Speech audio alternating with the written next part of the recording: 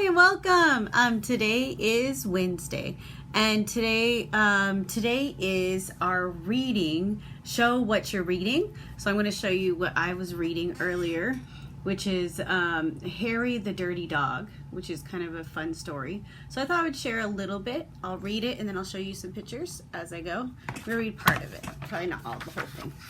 Harry the Dirty Dog by Glenn Lose. Harry was a white dog with black spots who liked everything except getting a bath. So one day when he heard the water running in the tub, he took the scrubbing brush. I'm already making connections to the story because that's what my dog does. They do not like baths. And buried it in the backyard. Then he ran away from home.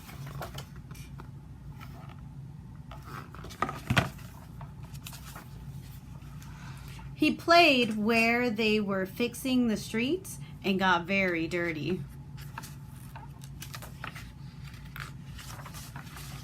This is where they're fixing the streets.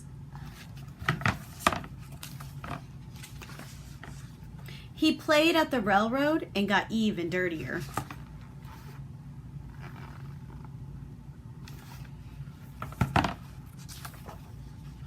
He played tag with the other dogs and became dirtier still.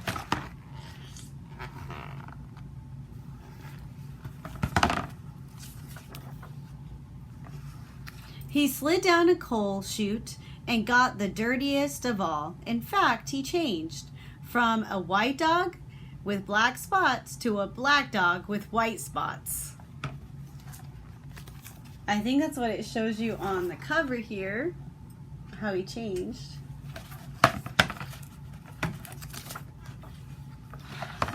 Although there were many other things to do, Harry began to wonder if his family thought that he had really run away. He felt tired and hungry too, so without stopping on the way, he ran back home.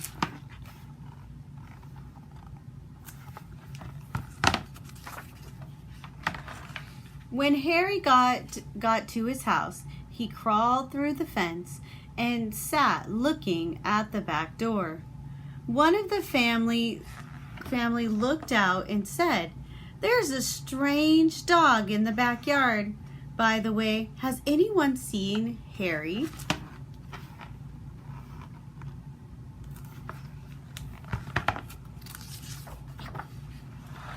When Harry heard this, he tried very hard to show them he was Harry.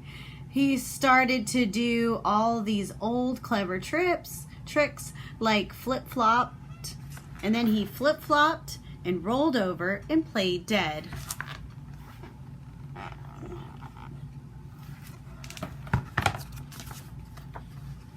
He danced and he sang. He did these tricks over and over again, but everyone shook their heads and said, "Oh no, it couldn't be Harry." Wonder why they can't recognize him. Oh, because he looks different, right? Okay. Harry gave up and walked slowly towards the gate, but suddenly he stopped. He ran to the corner of the garden and started to dig furiously. Soon he jumped away from the hole, barking short, happy barks.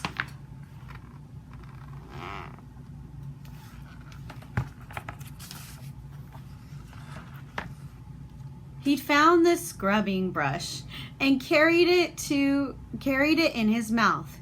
He ran into the house. Up the stairs he dashed. Dashed is another word for run. With the family following close behind.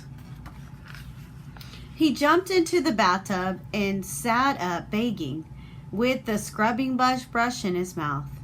A trick he certainly had never done before. "This little doggy wants a bath," cried the little girl, and her father said, "Why don't you and your brothers give him one?" Why does he want a bath? That's right. So you can see that it's actually Harry. Harry's bath was the soapiest one he'd ever had.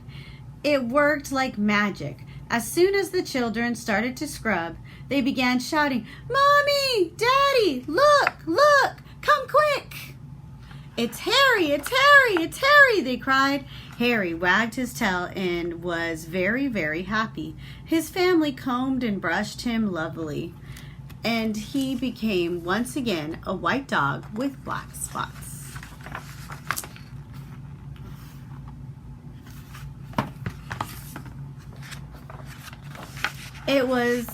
It was wonderful to be home. After dinner, Harry fell asleep in his favorite place, happily dreaming of how much fun it had been getting dirty. He slept so soundly, he didn't even feel the scrubbing brush. He'd hide under his pillow. So if you guys enjoy my story, I want you guys to show me what you've been reading.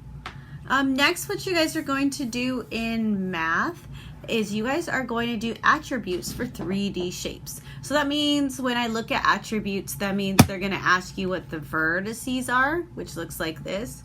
This is a vertice. That's where all the corners meet.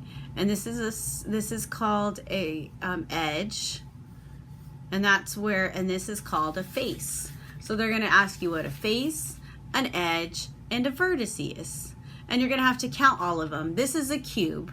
And so when I look at the cube and I try to count all of the faces, I go 1, 2, 3, 4, 5, 6. It has 6 faces. And then when I look at the vertices or the corners, I count them. I have to count on one side and then the next. 1, 2, 3, 4, 5, 6, 7, 8.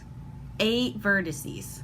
And then you also have to count the edges. And when I count the edges, I like to start from the top and the bottom and then do the sides. So I'll go 1, 2, 3, 4, 5, 6, 7, 8, 9, 10, 11, 12. 12 edges on a cube. But then I look at other shapes, like this cylinder. Does this cylinder have any sides? Any faces? Does it have any faces? It has to be flat to be a face. So does it have any faces? Nope. A sphere does not have any faces. Does it have any edges where 2 faces meet? Nope. If it doesn't have any faces, they can't meet. So this is definitely not, there's no edges. Is there any vertices? That means a corner. Is there a corner? Nope. Absolutely not. So this is a sphere, and it doesn't have any edges, doesn't have any vertices, or doesn't have any faces. You also have ones like this. This is called a cylinder. Good. This is a cylinder, and you have one flat surface here, one flat surface here, but no edges. This is a unique shape. So they have 2 faces, no edges, and no vertices. All right, I want you guys to continue to practice that today. Listen to those lessons. They have really good lessons today. And then also make sure you guys do your comprehension for reading. Other than that, you guys have a wonderful day. And on Thursday, we're going to do another Zoom meeting. And then on Friday, we're going to do a Fiesta Parade. So we'll talk more about that. But have a good day. Bye, friends.